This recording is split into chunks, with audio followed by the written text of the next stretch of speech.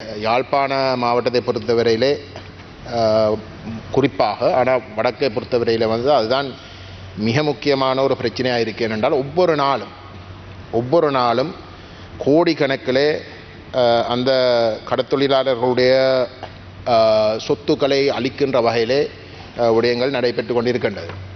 இப்பொழுது இந்த சட்டவிரோத செயல்பாடுகள் நடைபெறுகின்ற சூழலை நீங்கள் எடுத்து பார்த்தால் வடக்கு கிழக்கிலே கடற்படைகளுடைய இருப்பு என்றது ஒரு கிலோமீட்டர் தூரத்துக்கு ஒரு முகாமை வைத்து கொண்டிருக்கிறார்கள்.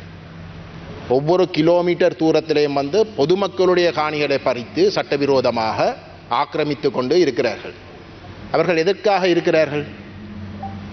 ஒட்டுமொத்த வடகிழக்கிலேயும் அப்படிப்பட்ட ஒரு பிரசன்னம் இருக்கின்ற நிலையிலே தெற்கிலே அப்படிப்பட்ட ஒரு இருப்பு இல்லை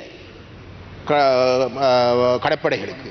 ஆனால் அப்படிப்பட்ட மோசமான ஒரு ஆக்கிரமிக்கிற கோணத்தில் பொதுமக்களுடைய காணிகளை பிடித்து கொண்டு இருந்து கொண்டு செய்ய வேண்டிய அவர்களுடைய கடமையை செய்யாமல் சட்டவிரோதமாக வெளிநாட்டில் இருந்து வருகின்ற மீனவர்கள் தங்களுடைய எங்கட மக்களுடைய தொழிலை அளிக்கின்ற வகையில் விடுவது ஒருபோதிலும் ஏற்றுக்கொள்ள முடியாது.